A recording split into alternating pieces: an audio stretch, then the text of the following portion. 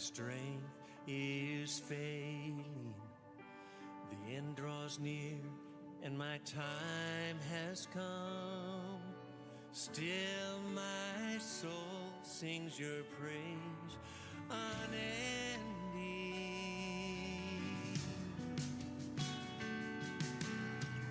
10,000 years and then forevermore.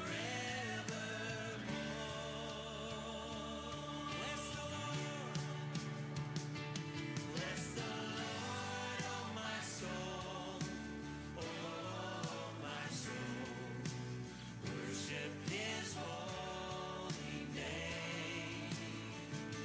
Sing like never before.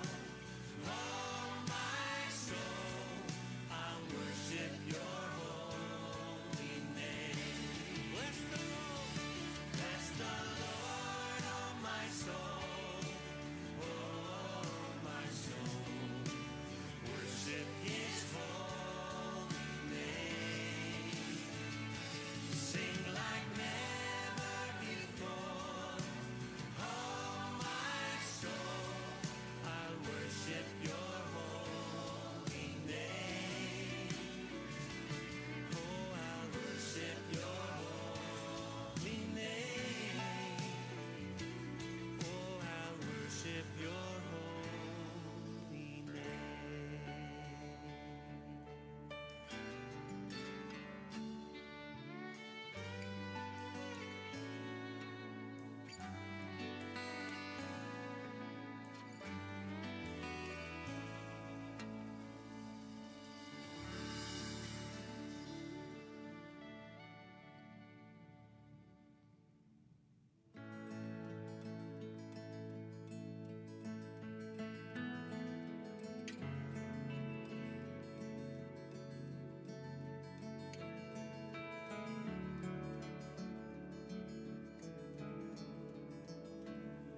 The splendor of a king,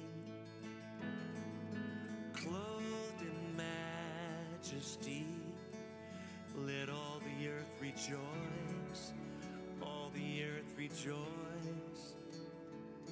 He wraps himself in light, and darkness tries to hide, and trembles at his voice, trembles at his voice. How great is our God? Sing with me, how great is our God? And all will see how great is our God.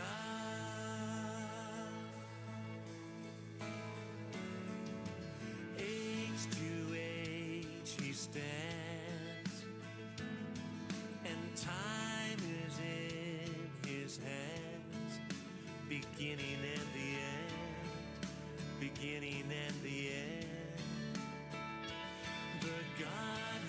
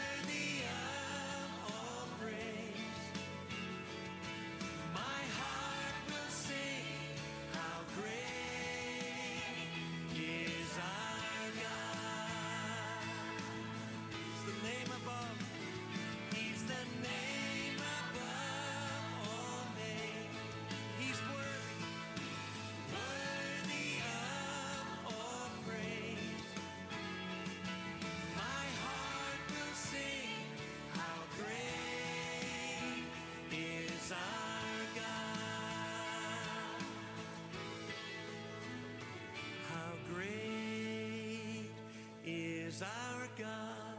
Oh, sing with me, how great is our God, and all will see how great is our God, and all will see how great is our God.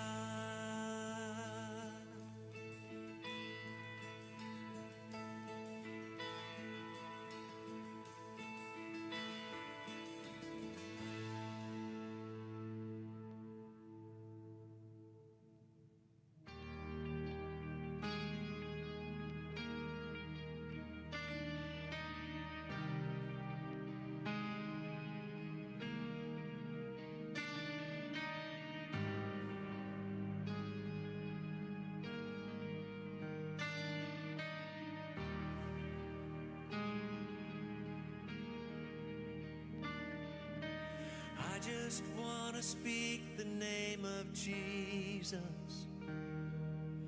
over every heart and every mind, 'cause I know there is peace within your presence.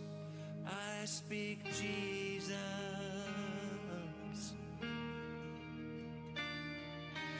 I just want to speak the name of Jesus till every dark addiction starts to break, declaring there is hope and there is freedom. I speak Jesus. Your name is power. Your name is healing. Your name is life. Break every stronghold. Shine through the shadows. Burn like a fire. Oh, and I just want to speak the name of Jesus over fear and all anxiety, to every soul held captive by depression. I speak Jesus. Your name is power. Your name is healing. Your name is life. Break every stronghold. Shine through the shadows. Burn like a fire. Your name is power. Your name is healing. Your name is life. Break every stronghold. Shine through the shadows. Burn like a fire. Shout Jesus from the mountains, Jesus in the street, Jesus in the darkness over every enemy. Jesus for my family, I speak the holy name, Jesus. Shout Jesus from the mountains, Jesus in the streets, Jesus in the darkness over every enemy. Jesus for my family, I speak the holy name, Jesus. Your name is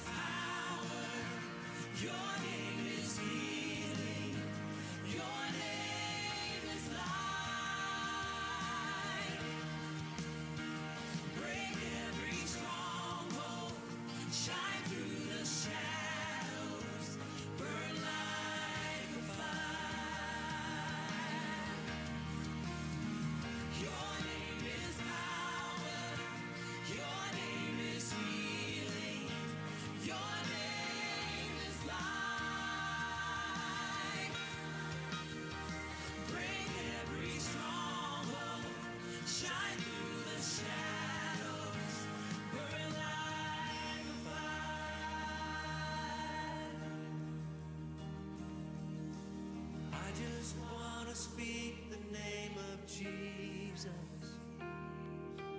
over every heart.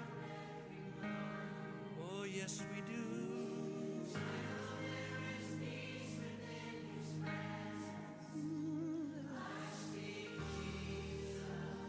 Oh, Jesus. Speak Jesus. We speak your name over every situation. Speak your name over our families, over our nation. Shout, shout Jesus from the mountains, Jesus in the streets, Jesus in the darkness over every enemy, Jesus for my family. I speak the holy name, Jesus. Oh, shout Jesus from the mountains, Jesus in the streets, Jesus in the darkness over every enemy, Jesus for my family. I speak the holy name. Welcome, everyone. Sorry about the microphone issue. We want to welcome all the people who are joining us by live stream. We appreciate you being with us tonight. For those here in the house, when we get through, I'll pass this around if anyone has anything. Now, I've already given this week. Don't worry about it. But we are so happy to have John with us. Tonight will be his final night with us. He has to leave in the morning, so we want to be sure and let him know individually how much we appreciate him being here and how much he's taught us this week. So without further ado, adieu. Oh, okay. Adieu, we must adieu. Okay, does anybody have any questions or anything that they want to ask right now, since I've got to keep things? We're having some technical issues right now. So one of the things that I would like to say to everybody here, especially to Runell tonight, to Audrey and Tammy and Brother Will and Star and Brian, thank you for all the wonderful food this week. And Brother Willie, for your supervision. Yes, he's been here every night supervising. And also, I want to thank everybody who has stayed and helped me clean afterwards. Kathy and Doug and everybody, you know who you are. Though some of them aren't here tonight. But thank you for everything you've done, for the Sukkot being built, for the announcements going out. And we just really appreciate everybody getting to come, because some of you came from a pretty good long drive. Especially, we've got some guests who, Z and Kirk, who came a long way and have a long way to go to be with us. And to our California girls, we're missing you tonight if you're watching on live stream. Are you about ready, brother? 1 minute. Okay. Good. You're not going to have to hear me sing or watch me dance. So while he's getting the 1 minute going, we just want to thank John so much. And we're glad he's feeling a little bit better, and hope that he gets to feeling a lot better before he has to hit the road tomorrow and go. How many hours you driving to get to? Just 5 hours tomorrow? So bless him through your prayers and through your thanks.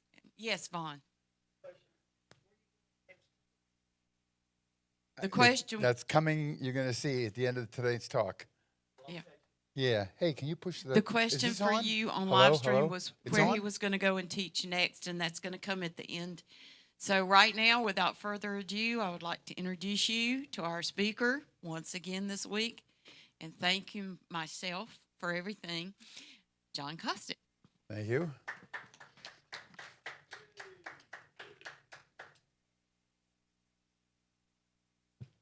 I heard 2 people clapping. There's more than 2 people here.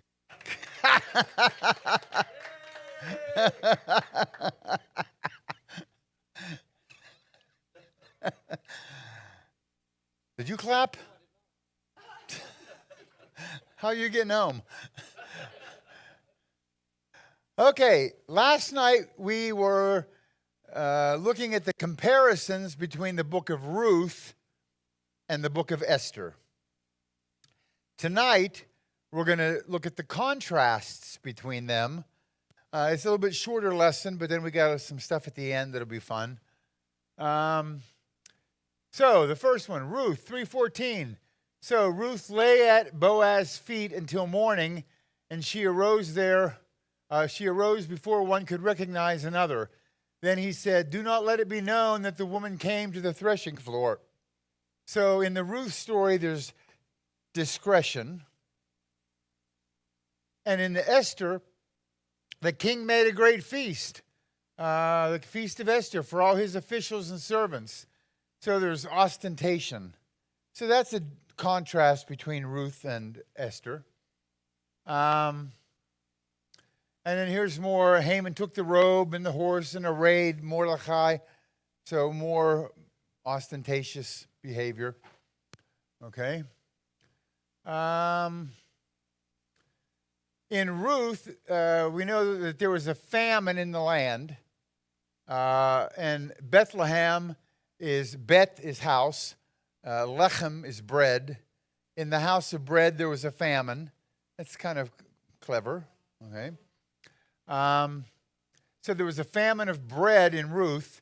In Esther, they served drinks in golden vessels, each vessel being different from the other, with royal wine in abundance, according to the generosity of the king. So we have an abundance of wine. So that's a contrast, and it's very interesting because it's bread and wine. Those are two big things in the Bible. And notice which one is the abundance. Wine. You know, the bread represents flesh. Wine represents blood. So Jesus, he's got enough blood to cover everybody's sin. There's always an abundance of wine. I like that. So in Ruth, no bread. Esther, lots of wine. Bread and wine does go throughout the Bible. We have Melchizedek brought out bread and wine. He was priest of the God Most High. With Joseph, it came about after these things that the cupbearer and the baker for the king of Egypt offended their Lord. Remember, they were both thrown in prison. Which one had their head cut off? The baker. The baker is the bread. Bread's not going to save you. The cupbearer is the wine. That's the salvation. Wine, blood. Jesus said, "I am the bread of life." Jesus said, "I am the true vine. My Father is the vine dresser." So this bread and wine theme runs all through the Bible. Jesus, when he had taken some bread and given thanks, he broke it and gave it to them, saying, "This is my body." And in the same way, he took the cup after they had eaten, saying, "This cup which is poured out for you is the new covenant in my blood." Look, we're going to go on a rabbit trail. Only quick one.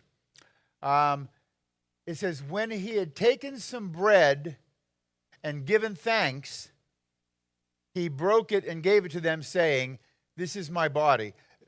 This is my body is not the giving thanks, right? He's just telling him, this is my body, okay? So he took bread and he gave thanks. You know, the Jews have a prayer for everything. You guys said the bread prayer the other night when we had communion. And here is the bread prayer. "Blessed art thou, King of the universe, who brings forth bread from the earth." Very similar to the wine. "Blessed art thou, King of the universe, who brings forth the fruit of the vine." Every Jew worldwide says those prayers before they eat bread or drink wine. I don't know how old those prayers are, but let's assume Jesus said those prayers. So let's plug it in. "And when he had taken some bread he said, "Blessed art thou, King of the universe, who brings forth bread from the earth."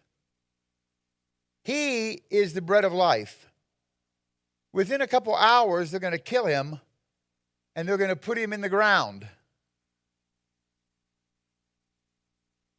So when he said, "Blessed art thou, King of the universe, who brings forth bread from the earth," I think he would be thanking God for raising him from the dead prior to being put in the ground. I tell you this every year, you forget. But it is good, isn't it? Huh? Yeah. I'm going to give the same talks next year. I'm not going to spend 8 months preparing all this new stuff. Okay. Esther 1:7. There were white and blue linen curtains. What's the point of this one? They were served drinks in gold vessels, royal wine in abundance. Okay. Okay, so in the Esther story, lots of wine flowing. In the Ruth story, came to pass there was a famine in the land. They took the wives of the women of Moab. The name of the one was Orpah, the name of the other Ruth, and they dwelt there about 10 years. This is clever. Look, in Ruth, they leave Bethlehem and go to Moab for 10 years of famine.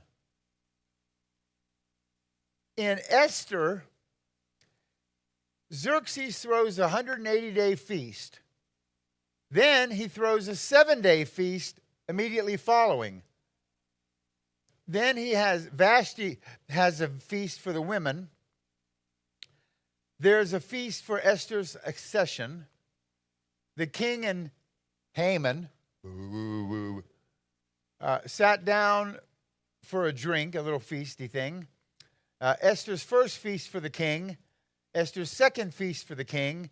There's a feast in celebration of the rehearsal.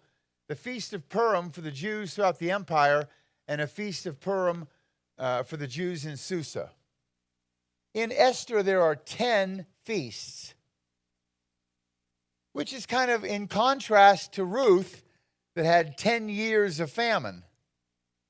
So one 10 years famine, one had 10 feasts. That's cool, huh?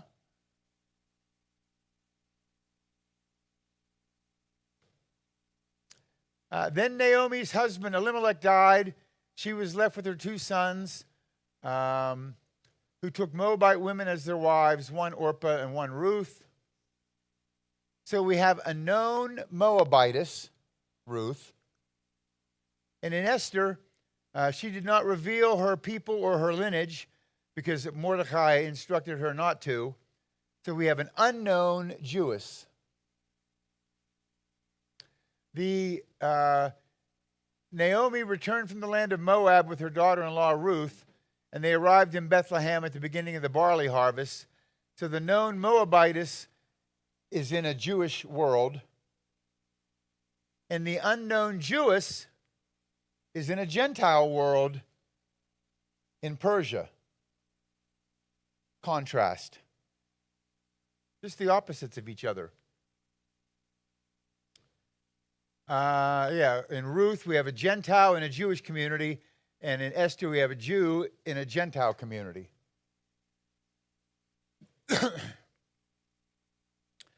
So Boaz took Ruth, and she became his wife, and he went into her, and the Lord enabled her to conceive, and she bore a son. So here we have a Gentile who marries a Jew, Boaz being the Jew. In Esther, the king loved Esther more than all other women. She found grace and favor in his sight. So he placed the royal crown on her head and made her queen instead of Vashti. So here we have a Jew marries a Gentile. Contrast.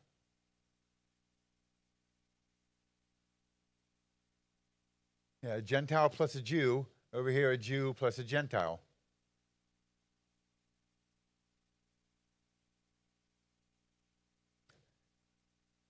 In Ruth, These are the generations of Peretz.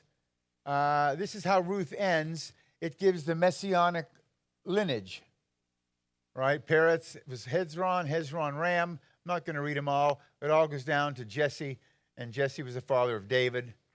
So we have the ancestors of King David in Ruth. In Esther, there was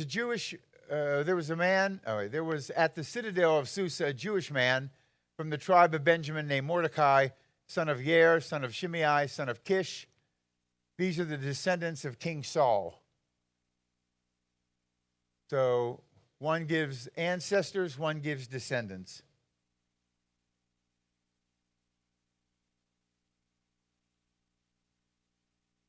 That's a very busy slide.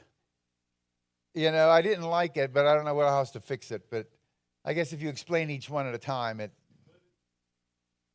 is symmetrical. Okay, good. The protagonists were Boaz and Naomi, Mordecai and Esther. The tone of the books. Ruth the Moabitess said to Naomi, "Please let me go into the fields and glean heads of grain after someone in whose sight I may find favor." The tone is humility. Oh, what's happening? Oh, okay.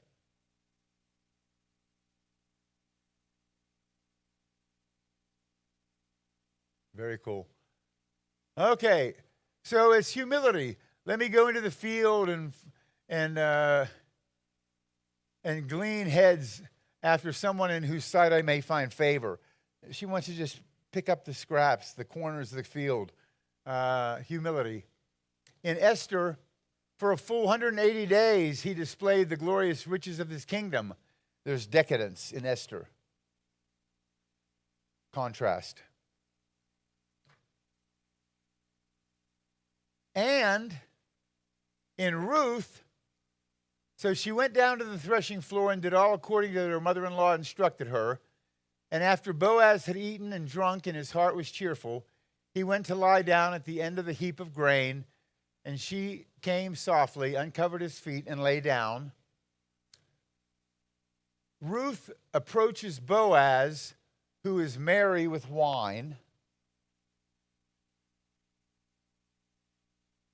In Esther, then Esther told them to reply to Mordecai, "Go gather all the Jews who are present in Shushan and fast for me.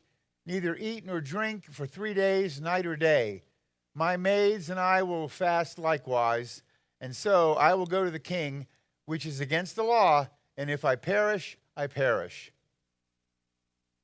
So Esther requests all Jews fast for 3 days. There's a change in tone, right? Ruth was usually humble, humility, but now she's going to approach Boaz, who's drunk with wine. So that's a difference. And Esther, they're having feasts every night. Every time you turn around, they're having a feast. But now she's requesting fasting for 3 days. So there is a change in tone in both.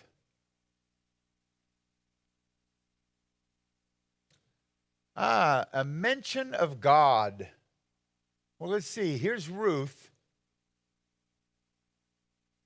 "Where you die, I will die, and there I will be buried. May the Lord punish me, and ever so severely, if anything but death separates you and me." Chapter 2. Just then Boaz arrived from Bethlehem and said to the harvesters, "The Lord be with you." I got a rabbit trail here. You know, when Boaz shows up in chapter 2 to the women who are picking whatever they're picking. They're gleaning something. You know, in the book of Ruth, Boaz is a kinsman redeemer. He's the Jesus type, right? And he accepts the foreigner just like Jesus is going to accept we Gentiles. You read it, you'll see. When he approaches, those girls say, "May the Lord bless you." That's nice. And what does he say? "The Lord be with you." Because he is a type of the Lord, and he's with them. Understand? He's announcing that the Lord is with you. He's not claiming to be the Lord, but he didn't say, "Yeah, may God bless you also." They said, "The Lord bless you." He said, "The Lord be with you," because he was with them. That's a little thing we miss, but it's there. I like that. You get it? Okay, then I'll continue. Chapter 3, Boaz said, "May the Lord bless you, my daughter." Chapter 4, then the women said to Naomi, "Blessed be the Lord." So Yahweh is all through the book of Ruth. Throughout. Now let's look at Esther. God is never mentioned in Esther. And remember what Esther means. Esther comes from the word Hastor, which means hidden, right? So if God is in there, he's hidden somewhere. Let's see where. Never asterisk, because he is in there. I'm going to show you where. Look in Esther 1:20. "The king's edict which will be made is heard throughout all his kingdom, great as it is. Then all the women will give honor to their husbands, great and small." Here is that verse in Hebrew. And notice, if you start here, this word, whatever it is, begins with a yod. The preceding word begins with a hey. The preceding word begins with a vav. And the preceding word begins with a hey. So Yahweh's name is there, appears backwards, beginning 4 consecutive words. Y'all see it? Okay. Look here. Esther 5:3, verse 4. Here I have 4 words. Here, this one begins with a yod. This one begins with a hey. That one begins with a vav. That one begins with a hey. It spells his name forwards, beginning 4 consecutive words. Isn't that clever? Esther 7:6. Here, this word ends with a yod, ends with a hey, ends with a vav, ends with a hey. So we have yud hey, vav hey, appears forward, ending 4 consecutive words. So this is what we have. We have yud hey, vav hey, beginning words. We have backwards. Here we have yud hey, vav hey, forwards, beginning words. Then we have yud hey, vav hey, ending words backwards. And here we have yud hey, vav hey, ending words forward. Those are the only 4 possibilities, right? They either begin the words or they end the words, and they're either going forwards or backwards. He's got all 4. And there's no other that repeat this. Only 4 times does Yahweh appear, beginning or ending, forwards or backwards. So it wasn't just a coincidence that it happens, and he happened to have it over here also and over there. No. Only 4 times does it happen. So it makes me think it was on purpose. Isn't that cool? You understand?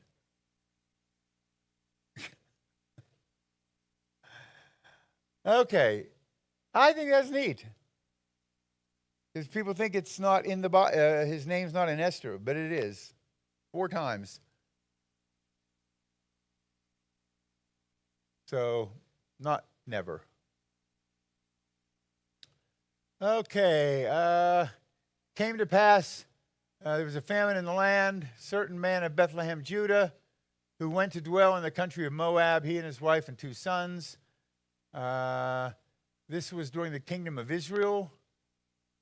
That was before the kingdom of Israel. And here Esther takes place after the kingdom of Israel, because they were invaded and taken away. So there's a contrast there.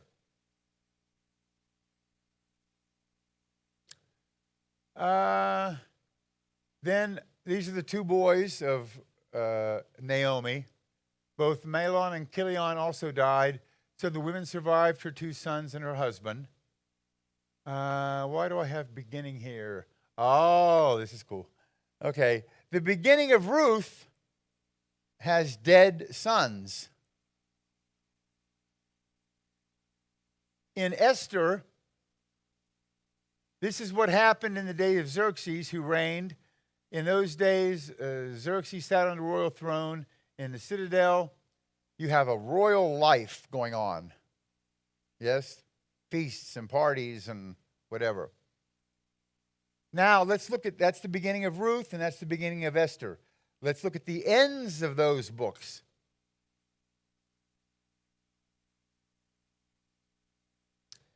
In the end of Ruth, these are the generations of Peretz. It has that genealogy, the messianic line, all the way down to David. So at the end of Ruth, we have a royal line. And what do we have at the end of Esther? Shushan, the citadel, the Jews killed and destroyed 500 men. Also, Parshandatha, Dalphon, Ashpatha, Paratha, Adalia, Aridatha, Parmashtha, Arisai, Aridai, and Vajasatha. Remember, you have to say it all in one breath. And it ends with dead sons. So there's a contrast. It's a contrast, but it's also, there's a comparison. You know, it's just cool. Yeah, somebody put this together like God. You know, that's the only answer. Okay. Meanwhile, this is back when Moses is shepherding and he sees this bush and it's burning. I must go over and see this marvelous sight. Why is the bush not burning up? There's a burning bush. You know what that burning bush represents? Judgment, justice, right? Fire. God is judgment. He has to judge. But the bush is not consumed. And this is another one of his attributes, mercy. He must punish.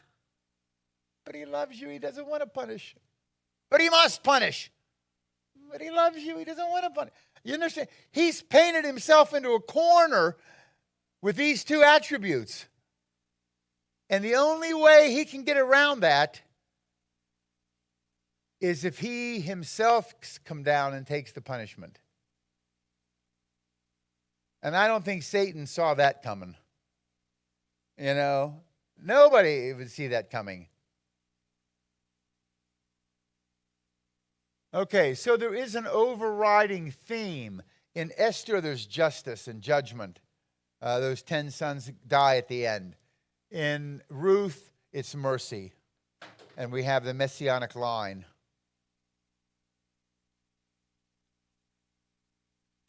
Esther ends in death. Ruth ends in life.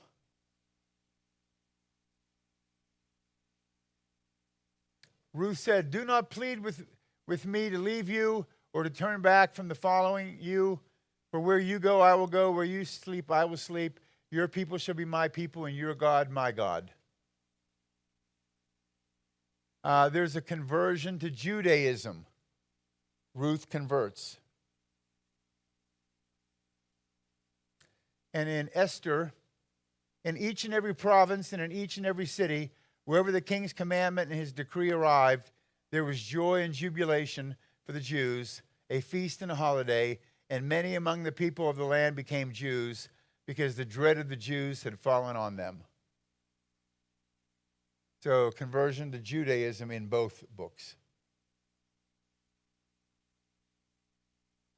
Okay, that concludes the Ruth Esther parallels. Did you like that one?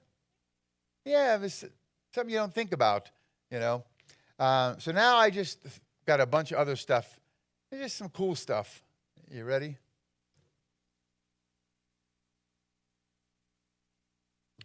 You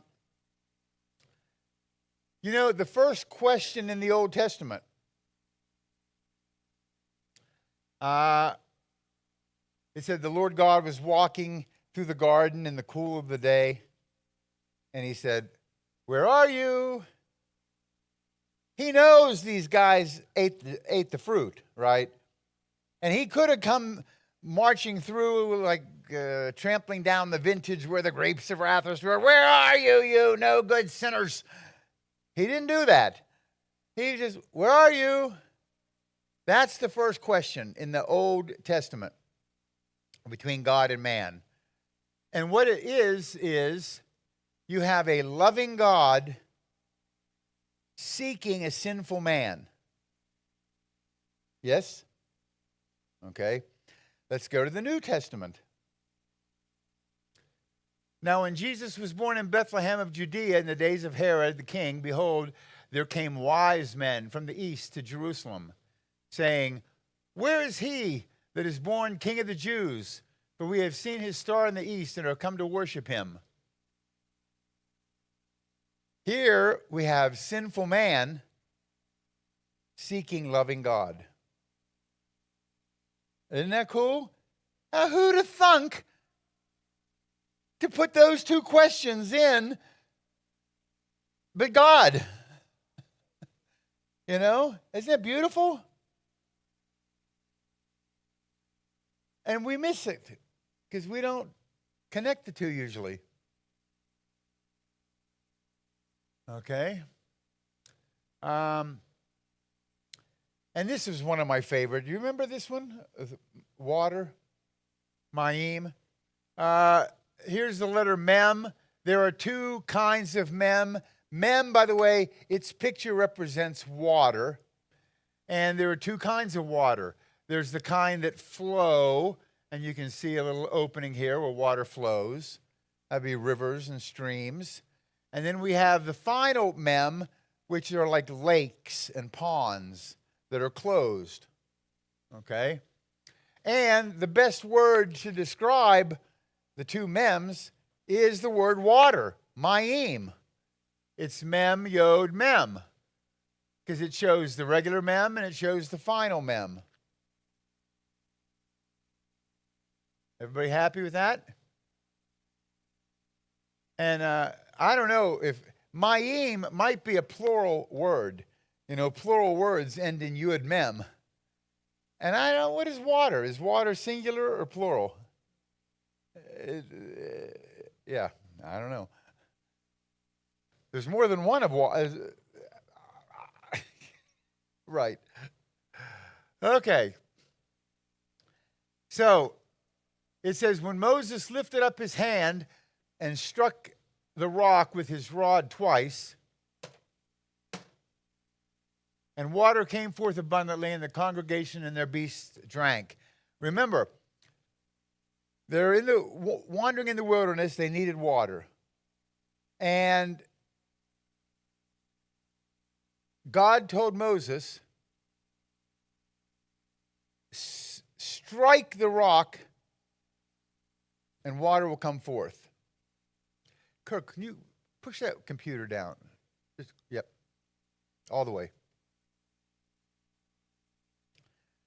So, I'm telling you this. Yeah.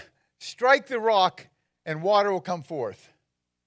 Then it's like 30 some years later, and God tells Moses, speak to the rock and water will come forth. And Moses was angry with the people on the second time, and he gathered them all together, and they're all whining and complaining about whatever.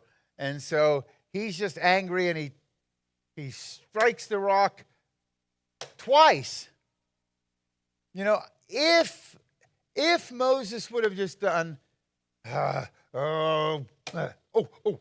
sorry,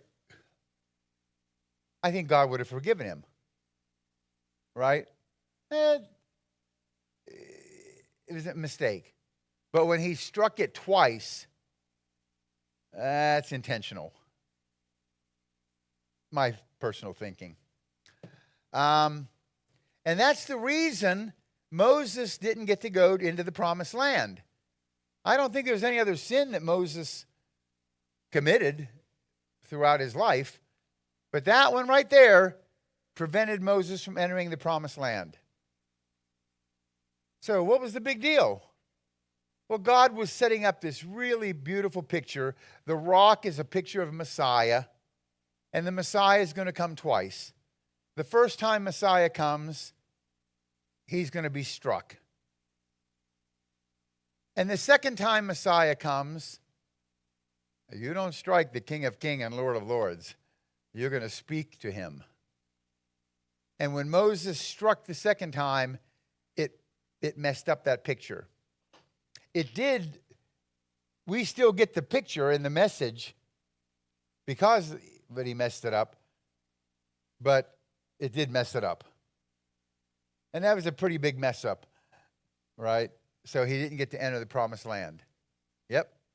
Okay. I would like to say Moses did enter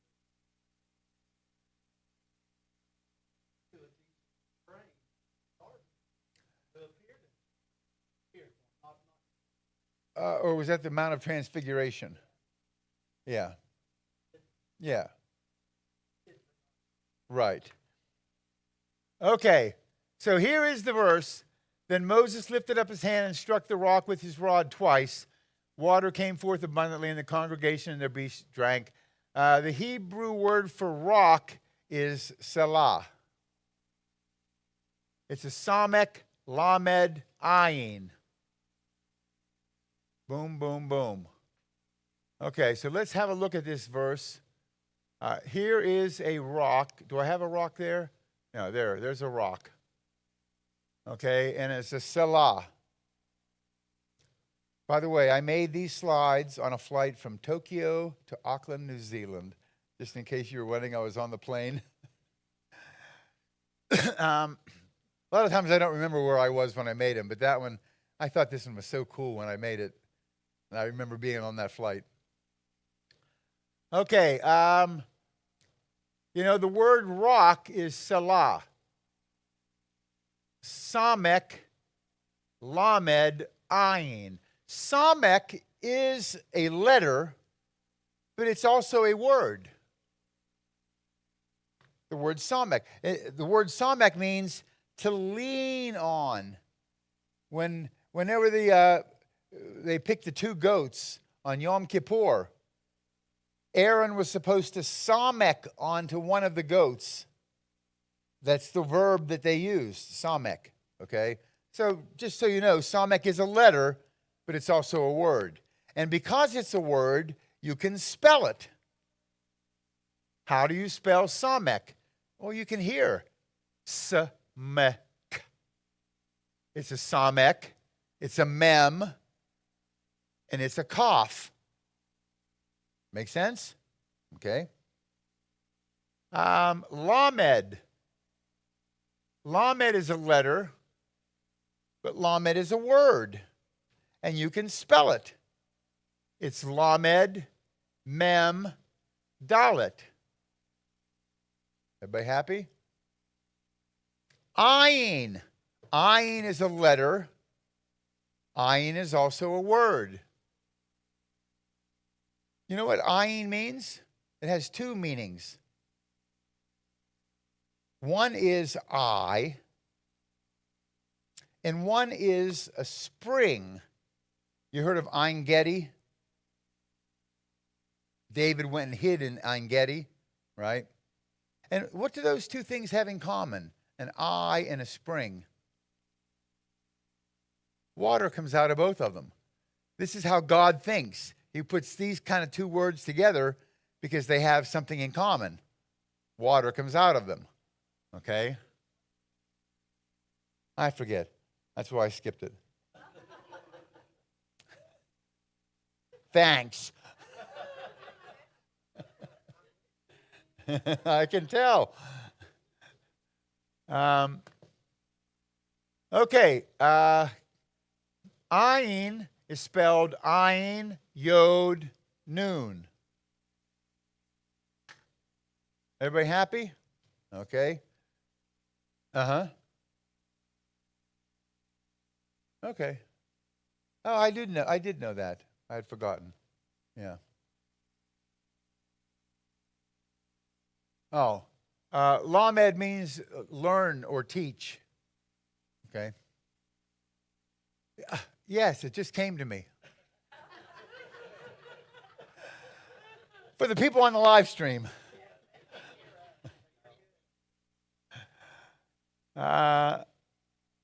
Okay. So when Moses lifted up his hand and he struck the rock,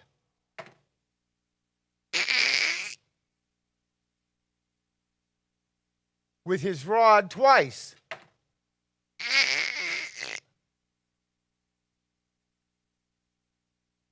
and water came forth abundantly, and the congregations and their beasts drank. And look what's left when it's struck twice and falls apart. You have two mems and a yod, which we can say mem to yod, which reminds me of H2O. You got two of one thing and one of the other, right? And what can you do with two mems and a yod? Whoop. You can spell Mayim. Right? Two mems and a yod spell Mayim. Very nice. Water. Isn't that clever? Who would think?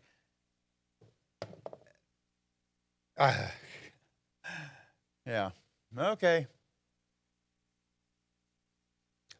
Okay. Now, Vaughn had asked about my next trip. So I thought in the next 20, 30 minutes, we'll show you some places I've been last year and where I'm going next year, if you want to see. Do you care? Okay.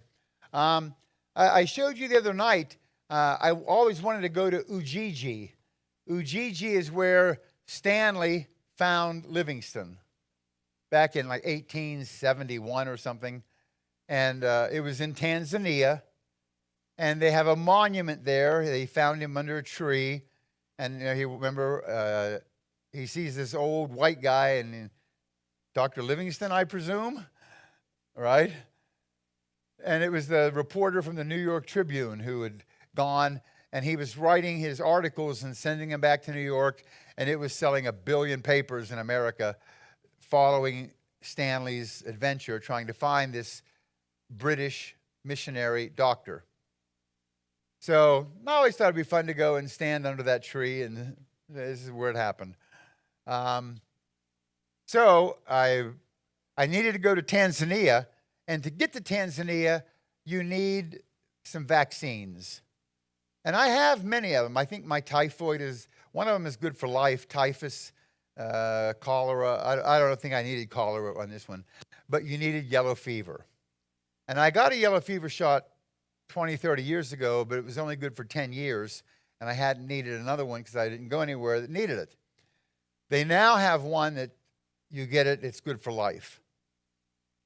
But you got to get it.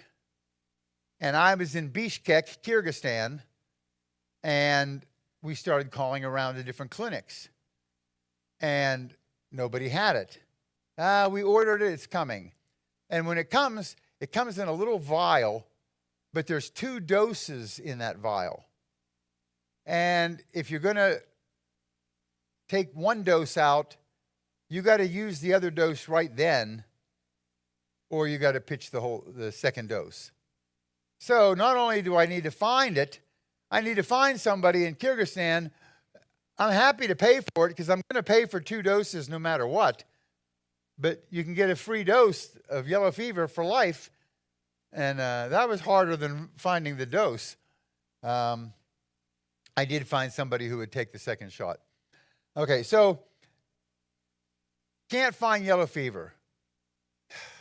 And you have to get it like a month before you go to Tanzania because that has to take effect, I guess. And so I said, oh, well, let's check Uzbekistan next door. I can fly there round trip for $50 to Tashkent. It's short 20, 30-minute flight. And we found a place in Uzbekistan. So now I need to fly to Uzbekistan, but I don't speak Russian. And, you know, you try to land and then get a taxi. I need to get to a hotel. I need to, the next day, to get to a clinic that has the serum, and it's just not easy. You understand? So I have a guy who, I'm only in Kyrgyzstan so many months at a time, and then I leave for months at a time. But I need somebody there watering the plants, making sure the water pipes aren't breaking and things like that. So let's see here. So I asked this guy who's watching my house, you want a free trip to Uzbekistan? Let's just go for a long weekend.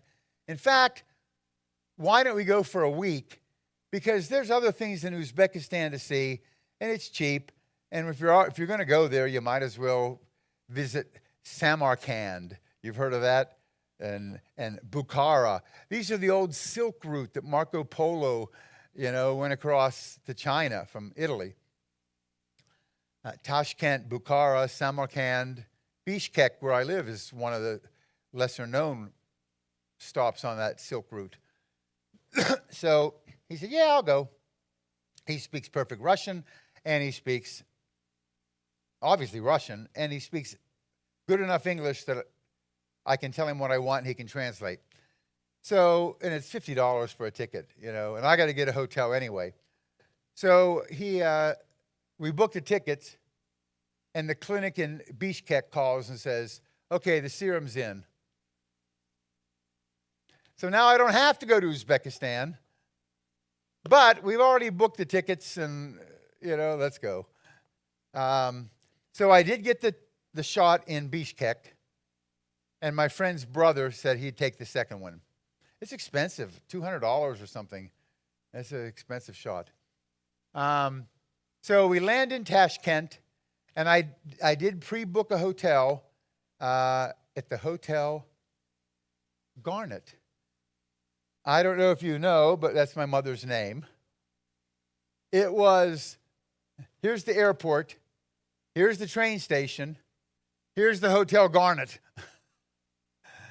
So you got to get a taxi and drive all through traffic and get to the other side of town just to say you stayed at a hotel named after your mother. And then the next day you got to take a taxi all the way back to the train station to get to where we were going. But it was nice to stay there. Very nice. They had a nice breakfast included. Okay, then we get back to the train station, and we're going from Tashkent, that's the capital, to Bukhara, stopping in Samarkand on the way. And they have a high-speed train, like 160 miles an hour, which those are fun to be on once in a while, unless China built them. So here's our train.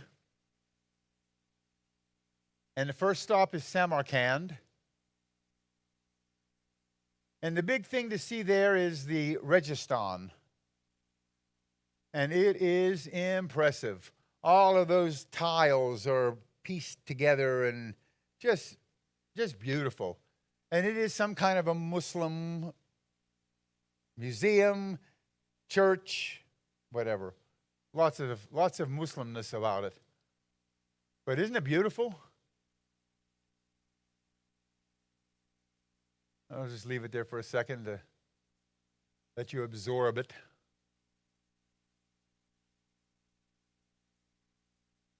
This is the guy who watches the house while I'm gone. No, Ermek. I don't think you know him. But you can see all that detail of tiny little tiles that are put together. Incredible, isn't it?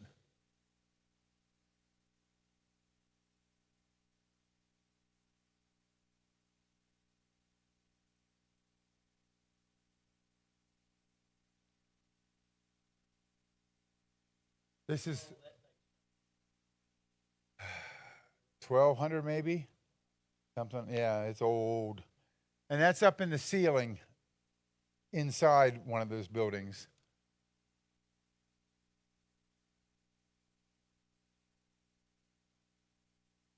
There's another ceiling with the constellations. Very cool, isn't it?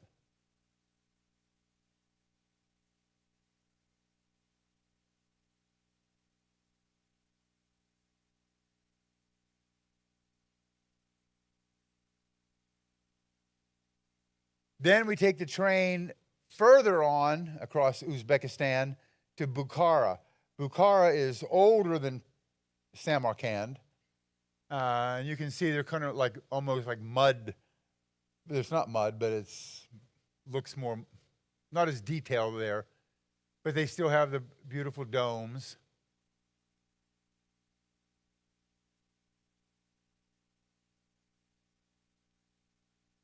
Delicious food.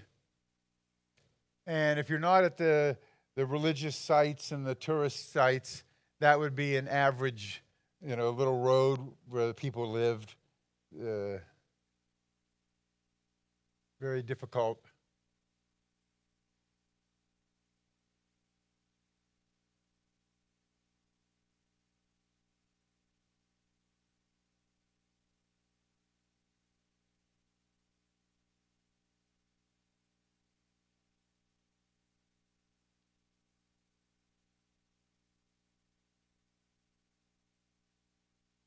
And they have what's called the Citadel in the main part of town. This would be like where the fort, right? It sits way up above the city.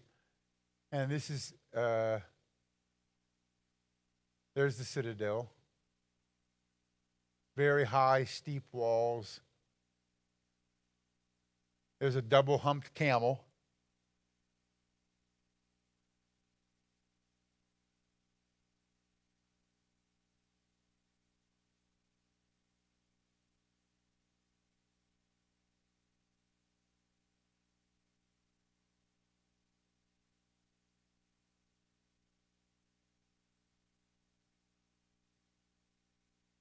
Beautiful, huh? It's just very different.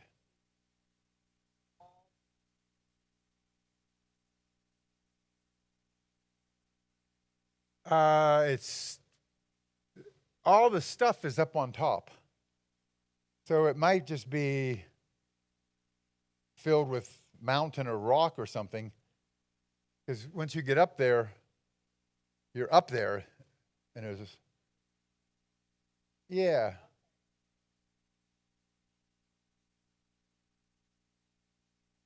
And I think this is where the throne, King Rootin' Tootin'.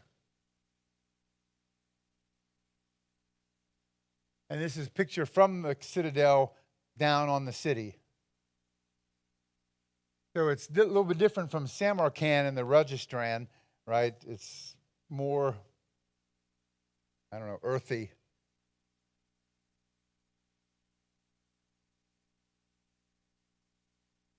Oh, very much, yeah. Very safe, very safe. I was out taking walks late at night, and shops were open, and it was very nice. Here's the throne.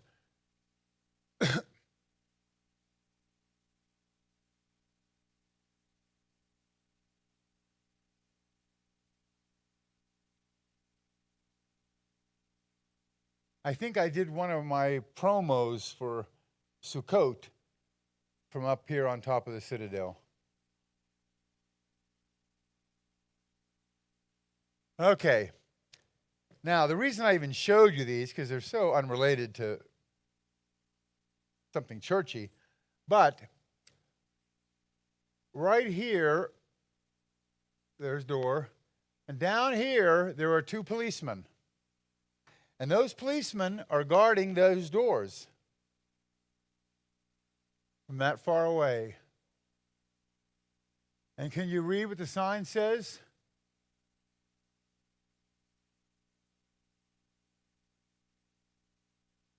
Bukhara Jewish Synagogue,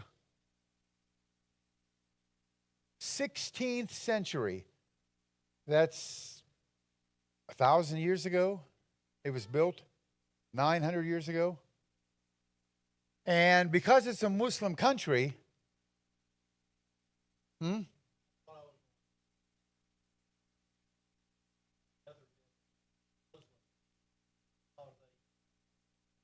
right, the government, this is a UN protected, although I don't know how the UN protects anything about Israel, but it's a World Heritage Site because it's so old and still in existence and still functioning. And when I was up on top of the Citadel, I met this woman, and she was kind of eavesdropping when I was filming my promo. And she said, what are you doing? I said, oh, I teach Bible Hebrew. And, oh, you Jewish? I said, no, but I love the Jews. And I'm kind of Jewish. I'm grafted in. I mean, you can't get into all the ins and outs of all that. She doesn't understand. But she said, well, have you visited the synagogue? And I said, no. She said, oh, you've got to go to the synagogue. It's 1,000 years old, and it's just incredible. So now that I know it's on the radar, I look it up and try to get there. I don't. Ermek does, because everything's in Russian, and that's why you take him.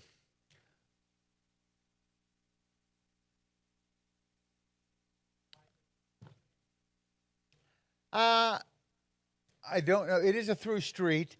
It's in a back road, and in a back road, and in a back road. It's not a thoroughfare where many people are going. Probably just the locals who maybe live back there. So you don't have lots of people running past, maybe causing trouble. And they can be at the door, and they've got guns. They can be there quick.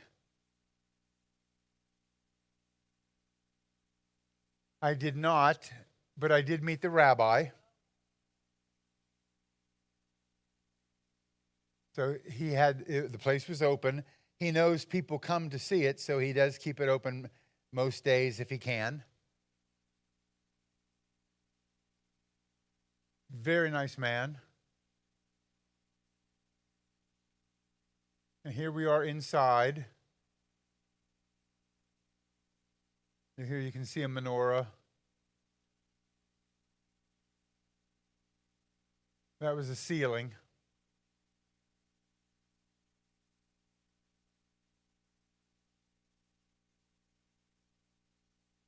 I'm just going to leave it on for a minute so you can absorb different. They had the ark, where you open up the doors and take out the Torah.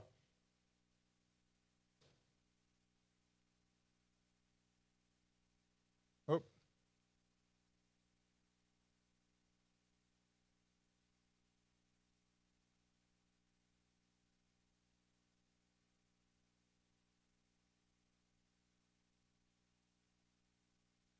Isn't it cool? In Uzbekistan. Yeah. I know. Yep.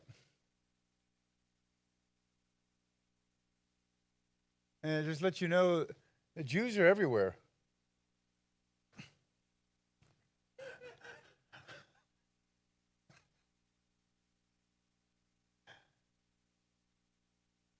I don't know if you can tell, that's Hillary Clinton visited it one year. Yeah, I wanted to tell him, we don't care what celebrities have visited your place. That actually distracts from it or lowers its whatever. That's what I'd like to know. And apparently these are some other famous people who I don't know and I don't care. This, by the way, was behind the front desk at my hotel in Samarkand. And it's kind of 3D. Countries are, some wooden pieces are sticks out further, and it was just a beautiful map, I thought.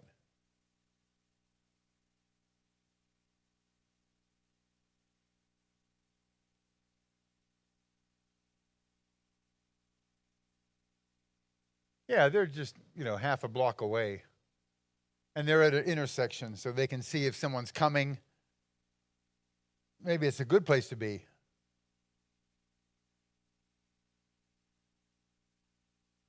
Is that Madeleine Albright, maybe? I can't remember.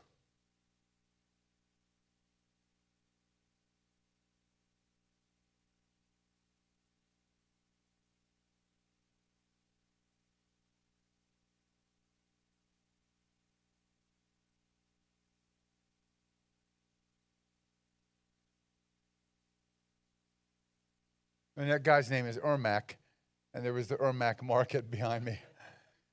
So I told him, stand there and take a picture. Okay, so that was this past year, going to Uzbekistan. Now, you've asked where you're headed next.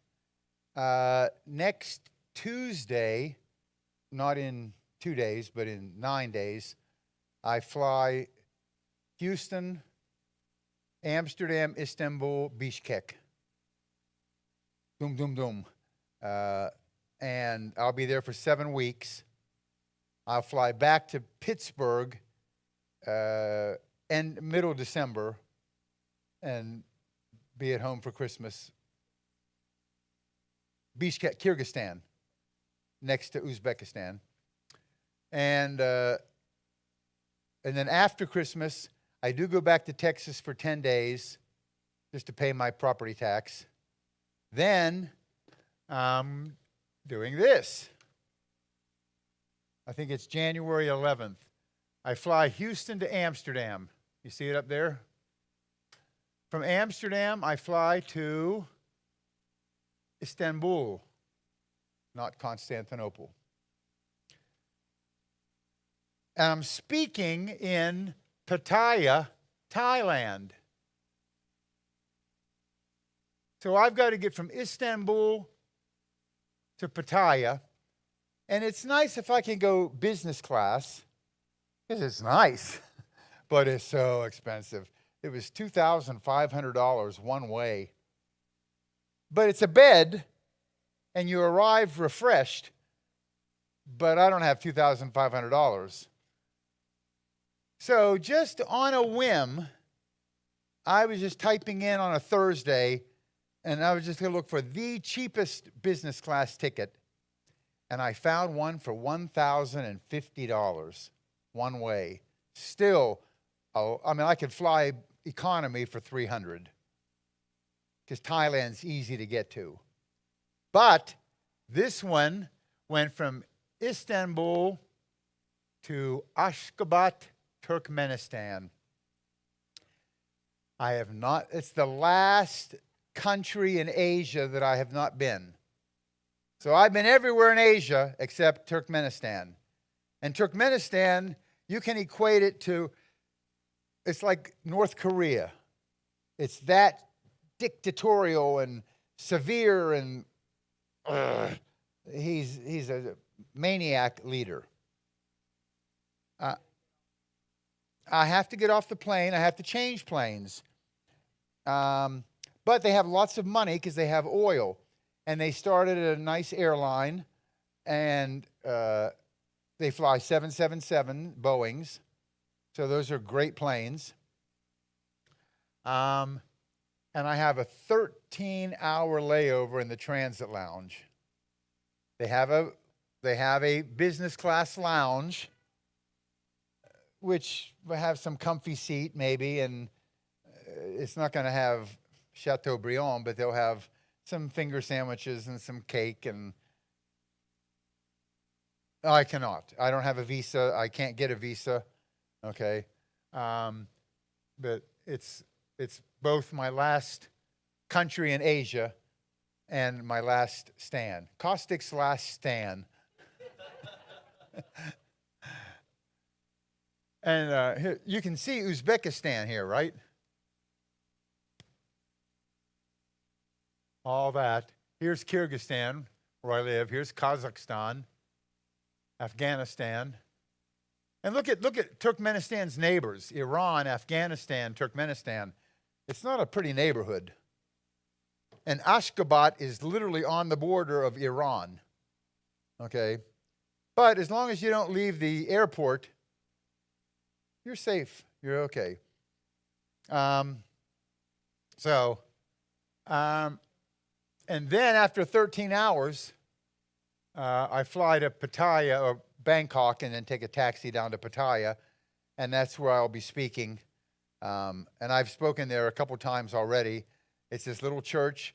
Like you have all these Hebrew stuff on the wall, so do they. And these little Thai people, and they're learning Hebrew and wanting to learn Hebrew, and you just don't expect it in Thailand.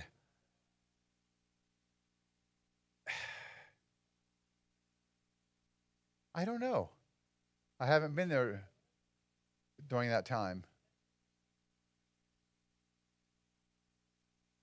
Probably. Yeah. So I'll speak there, and I'm there for 5 days. And then I fly to Dhaka, Bangladesh, and I'm there for 5 days teaching at a church.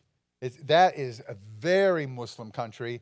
They hate Israel, but they do have some Christian churches. But they put billboards up with a skull and crossbones and a Star of David. Oh,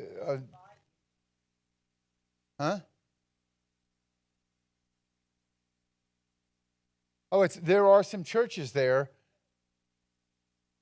Oh, this one doesn't. Yeah. So after 5 days in Dhaka, I will then fly to Bandar Lampung, Indonesia, and I'll spend 8 days there. And that preacher and his wife, they've got a big congregation. Probably 60 to 80 show up. And I've taught there a couple times now. And then we have the service in the church.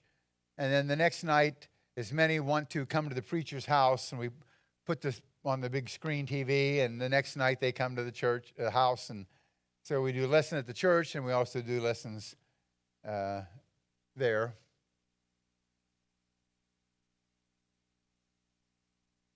Yes. And then from Bandar, I will fly to Chennai, India. I did go to Chennai earlier this year because they have a Hard Rock Cafe that I hadn't been to. And I scheduled a 5-hour layover and then a continuation to Bangalore. And I figured, okay, I'll arrive in Chennai, get the passport stamp. You got to do immigration somewhere. You might as well do it in Chennai. I walked out, taxi, take me to the Hard Rock. It was an hour and a half drive. And we get there, it's closed 1 day a year on Independence Day. And that was the day. I got a picture of me standing out in front of it, but I didn't get the shirt. So an hour and a half back to the airport and then on to Bangalore. And so I'm going to try again, and hopefully it won't be Independence Day.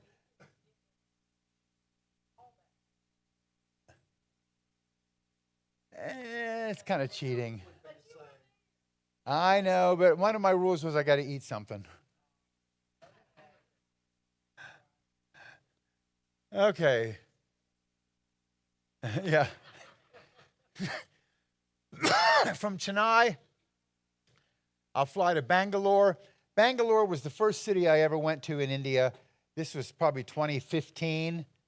some Indian woman wrote to me and said, we meet every Monday night and we watch your videos and we just love them.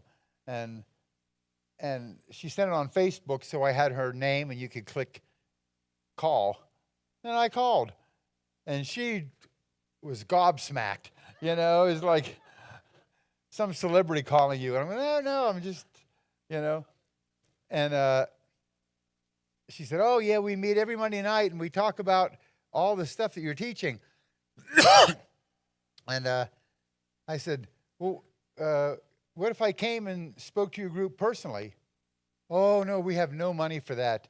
I said, I'm not asking for money. I will come at my expense. I said, you have a floor I can sleep on? And she said, oh, yeah, we'll find a place. And so I went, and I've been going probably once or twice a year ever since. This past year, a couple months ago I was there. There were probably 50 or 60. Yeah. Yeah. Yeah. Everybody calls me Uncle John. And in Bangalore, that guy, he's on fire, that preacher. It's the husband of that woman who called originally. And he knows preachers all around Bangalore. And they all come. The front row is filled with preachers. And then there's the 40 or 50 people behind. So they're taking notes and teaching their congregations what I teach them. From Bangalore, I go to Goa. Goa is the beach area of India. And there's a church there. And they'll muster 40 or 50 people. And I've been doing that 8 years there.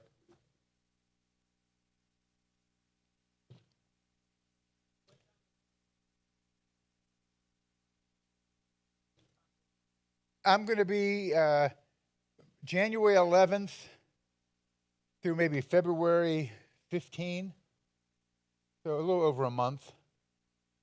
Yeah, it might be 6 weeks. I don't remember. Then from Goa, I'm going to Lakshadweep. It's an island archipelago that belongs to India. It's on my list of places to visit in life. It's difficult to get to. You need permits. It's some kind of eco-protected, blah, blah, blah. But it's on my list. So I'm going to fly in, get off the plane, put my foot, get back on the plane, and get out of there. So I can say I've been to Lakshadweep. No, it's just, right. Normally you would land there, show them your permits, get on a boat, and go to the outer islands that are just incredibly beautiful, beaches and blue waters, you know. But I'm not a beach person, and so I don't need to go sit there. If I were there, I'd be just twiddling my thumbs, waiting to leave. So, yeah. Yeah, it says January, but it probably is going to go into February here. Then from Lakshadweep, I do fly back to Bangalore. So the map is, the line is a little bit wrong. It'll go back to Bangalore, and Bangalore to Frankfurt. And then Frankfurt to Chicago, and Chicago to Houston. Now, here's the coolest part. You know what I'm going to say? What? Yes! This flight from Bangalore to Frankfurt is on Lufthansa on a 747. I've flown 747s a lot. Then from Frankfurt to Chicago is Lufthansa 747. There aren't many airlines that fly 747s anymore. They're just too big and they don't have enough people to fill them. But these routes, they can still fill them. So I booked a ticket from Bangalore to Houston using air miles. I had a bunch of them. They were running a special, 80,000 miles from Bangalore to Houston. And the route would be to Frankfurt, Chicago, Houston. On two of them, 747s. Now, you know, the 747, it's got 4 engines, and it has the upstairs. The pilots sit upstairs. Downstairs in the front is business class. And you know, the front of an airplane does this. And the business class seats go all the way up into that nose where you're at curving. So when you look out the window, you're not looking to the side. You're looking down the runway. It's a little bit of both because it's that curve. And I've been trying to get that seat for years. But everybody wants that seat because it's a unique takeoff and landing experience. And I booked this months ago, and the whole cabin was empty. So I got seat 1K. Just on the Frankfurt to Chicago flight. I don't care. I'm going to be in the front 1K. 1A is also a good one if you're booking. So pray for me. We got lots of talks going on here, and lots of people who you would never expect to want to know Hebrew, but they're all coming to know Hebrew. So that's what's January. And then early March, I'm flying to, oh, you know what? We can go back and show you. Oh, too much.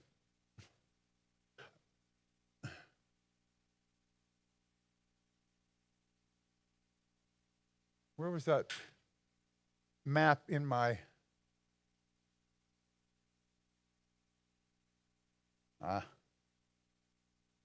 Remember we had that cool map in my hotel.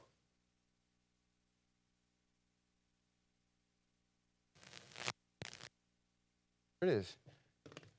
This is March. This is my vacation. I actually take one once in a while.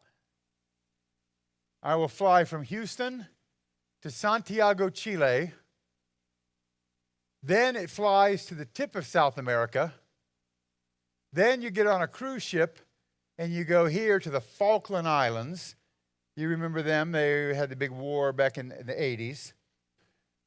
From the Falklands, you come down here to South Georgia Island, which is British Antarctica. Penguins, no people, just penguins and seals and stuff. Then, right about here, halfway between South America and Africa, is Tristan da Cunha. It's an island that it's very rocky. There's no airport. There's no place to put an airport because it's just mountainous. 250 people live there. They grow lots of potatoes. They have 3 supply ships a year that come in, and an occasional cruise ship. And I'm going to be on one of those occasional cruise ships. There's not much to excurge, but yeah, you could hike up a mountain or... Oh, yeah. Yeah, we're there 3 or 4 days. Okay. Then when you leave there, you come up here to St. Helena. St. Helena is where they sent Napoleon. The British sent Napoleon when they wanted rid of him. And if he's down there, nobody will find him. And he actually died there, and they buried him there. Later, they dug him up and moved him back to Paris. But I think they left a finger or a heart or something down there. So St. Helena, all of these are extremely difficult to get to. All of them are on my list: Falklands, South Georgia, Tristan, St. Helena. And I'm going to get 4 scratch-offs on one very nice cruise. And then the cruise goes from St. Helena to Cape Town. I'll visit some friends in Cape Town for 3 or 4 days. And from there, fly to Bishkek for 2 months. That's March, April, May. Bishkek. Yes, in Kyrgyzstan. Yes. Bishkek is the capital of Kyrgyzstan. Mm-hmm. So that's what's coming up. I'm booked through June. Until I will arrive there around April 1st, because I'll be in Cape Town. March is that cruise, 22-day cruise. A couple of days in Cape Town. I should hit Bishkek around April 1st. I'll spend two months there and then head back to Texas around June 1st. So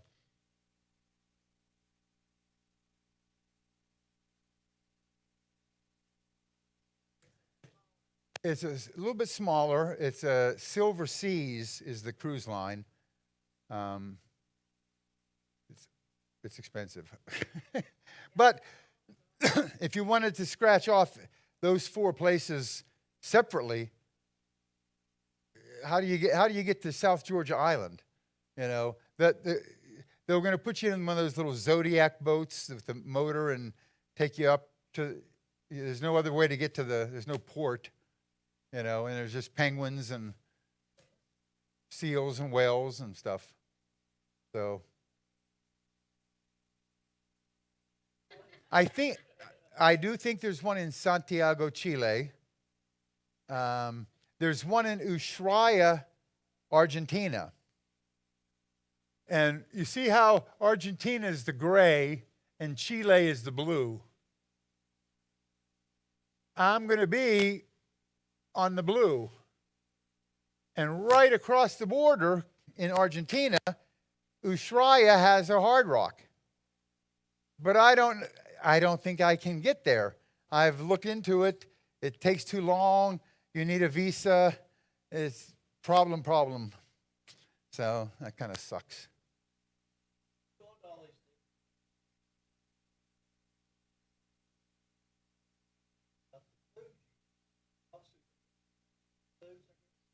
Well, on that cruise ship, it should be lobster and it should be okay. Uzbekistan, the stands, they eat lots of lamb and beef. I don't know what on those islands down there. Thailand, they have wonderful food. Thai. India has curry. Indonesia, there's a restaurant near that preacher's house. They have spaghetti, they have salmon, it's our food, and they have McDonald's if you need it. Oh, and by the way, I wanted to show you this. I have 2 guests who came with me. One is Kirk, who we met in the same Sunday school class back in the 90s. And then he got married, and and he did a lot of work in Afghanistan and Iraq. He ran like the entertainment center for the troops. Pinball machines and pool table, internet, cafe, gym. Okay, so we had a mutual friend, very sick, about 3 weeks ago, and he called me and just say, hey, this girl is really, really sick. And then we just caught up, and he said, I've been wanting for all these years to go on a trip with you. And he's got 3 kids and a wife, and, you just can't go for a month easily. And I said, oh, this is one you might like. Why don't you fly to Pittsburgh, where I'm going to be flying, and I'll get a car for my mom, and I'm going to drive back to Texas, and we can stop in Tennessee for a week for Sukkot. And he was born in Kingsport, so, yeah. He has a picture of him sitting on the front porch when he was 5 or 6 years old, and he thought he wanted to go back to that house and recreate that picture, which we did when we came through. That was nice. Yeah. And he has a brother who's buried in Greenville, and he had never been to the grave, so we stopped at the grave, and so that's how he ended up here. And the other guy who, he went to the toilet, Zelig, I met him probably 20 years ago, and we've had lots of discussions about God, and very good. And he lives in Florida now. He used to live in Houston. And because I'm going to Turkmenistan and Kyrgyzstan, it's nice to have Bibles in Russian. But I can't find them in Bishkek. There is a store in Istanbul, but it's not always open. And sometimes I'm just flying through Istanbul. I change planes and keep going. Otherwise, you got to get your passport stamped. I got 3 pieces of big luggage. Take it out to the taxi, find a hotel, go to the store. They're closed today. You know, and it's just a big and then sometimes they don't have Russian Bibles. They're out of them. So it's a hit and miss and a lot of effort. If I'm going to Istanbul and somebody's with me and they've never been, we go into the city and show them Istanbul, and I go to the Bible store. So I look online for Russian Bibles, and there's a store called the Russian Bible Society. They are in Arden, South Carolina, which, if you know where that is, it's 5 minutes below Asheville, not South Carolina, Arden, North Carolina, which is 5 minutes south of Asheville, North Carolina. Who'd have thunk? A Russian Bible Society, and they have a shop that sells Bibles. Yeah. So I mentioned to my friend here, Zelig, I said, hey, you're coming up for Sukkot? Yeah. I said, can you stop? If you take Route 26, you'll go right. It's a block off the interstate, right? It's very close. And pick me up 10 Bibles. And so we got 10, because I can drop some off in Turkmenistan, where it's the super North Korea-like place. And when he got there, he called and said, okay, I'm here. Anything else you want or whatever? And I guess I was talking to the owner. And the owner gets on the phone, and I said, hey, do you have any tracts in Russian? He said, yeah, we sell them in groups of 100. I said, give me 200. So I got 200 tracts. You can leave them anywhere, yeah. And then he started questioning me, well, who are you? And why do you need 10 Russian Bibles? And what do you... And I explained I live in Bishkek half the year, and it's hard to get them. And I do travel around the stands. And so he was very interested. And then he realized, I'm not just some, I don't know, I actually have a reason to want this stuff. And he said, you know what, I'm going to send you some extra pamphlets. How many you want? I said, give me 10 of each. So he just threw in a bunch of free stuff also, because he realized I was a legitimate person who wasn't going to just, use them for kindling or anything. So... Yeah. So thank you for Zelig for hauling them. Because otherwise I was going to have to spend one of my days here. Asheville is 2.5, 3 hours back to Arden. And then I didn't want to do that. And I didn't have to. So thank you, Zelig. Once in Saudi Arabia, I had Arabic Bible, and I had a 2-hour layover at 3 a.m. with my friend Raul. We were heading to Tanzania. And when you go to these Saudi airports, there will be hundreds and hundreds of Filipino people, or Indonesian people, or Indian people. And they'll have 747s coming in and picking them up, taking them out, bringing another 747 in, because the Saudis don't lift a finger to do anything. They pay people probably to wipe their butt. It's just, the Saudis don't work. They pay someone to work. And they pay people from India, Indonesia, Philippines. So the airport's crawling with all these people, 747s worth. And the airport was closed at 3 a.m, the restaurants.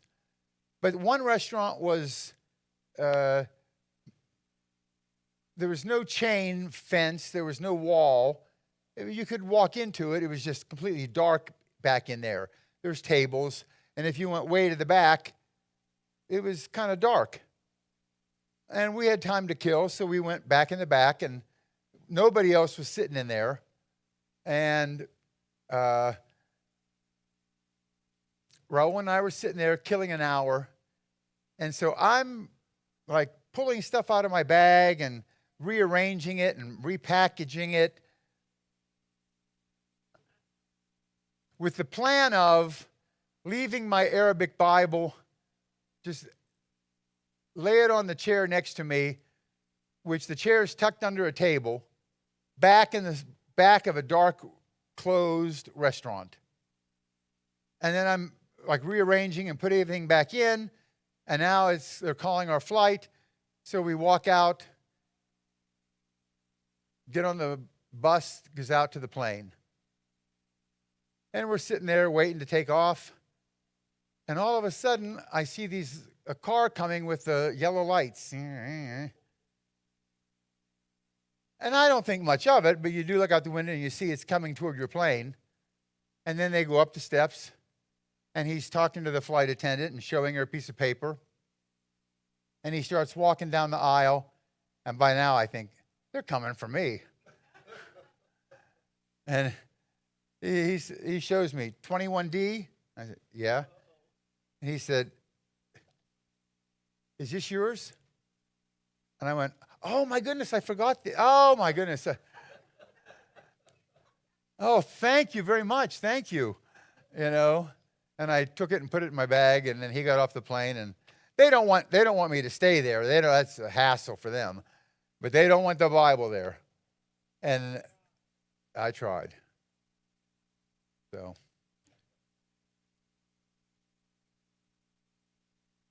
anyway, all right.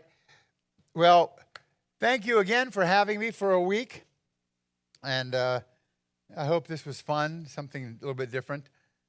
So, dear Heavenly Father, awesome God, thank you for another Sukkot. Thank you for bringing me here and being able to share all these things that you have revealed. May it be a blessing to the group. We ask that you take everyone home safely, and we will see you next year. And may there be peace in Jerusalem. In Yeshua Jesus' name, amen.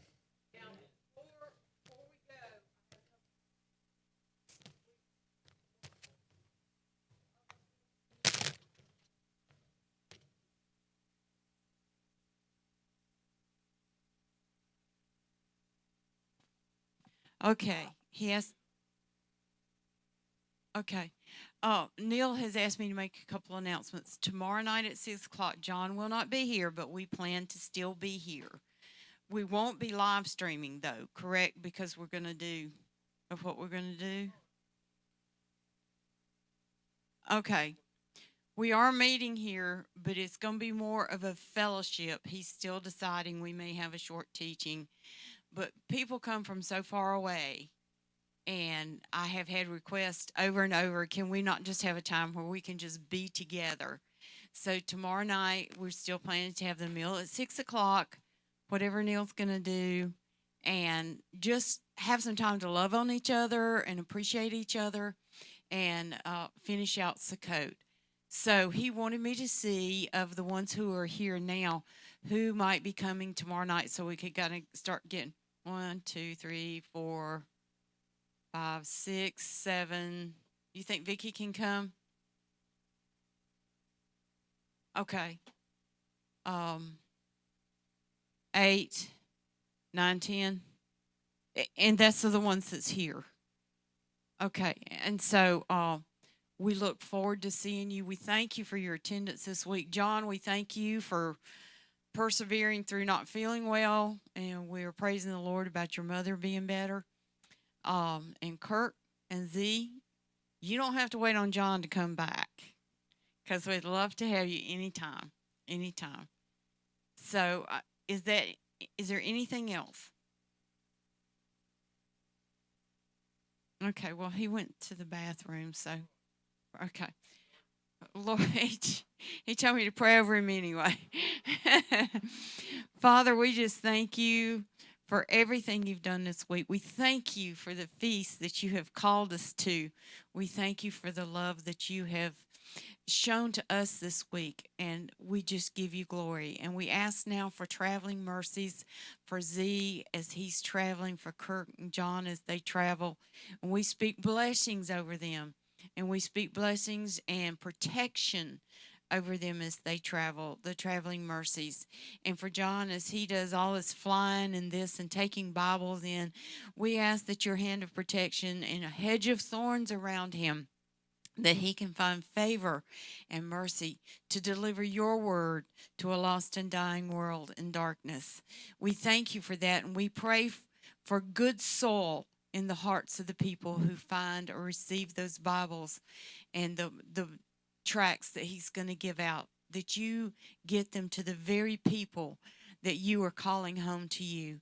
And we'll give you the honor and the glory for all that you do and accomplish for your kingdom through each one that is doing that and supporting that, and for each one in this building watching on live stream, and for those who weren't able to be with us tonight but can be back soon. And we just give you glory and honor in Yeshua's precious name. Amen. Thank you all.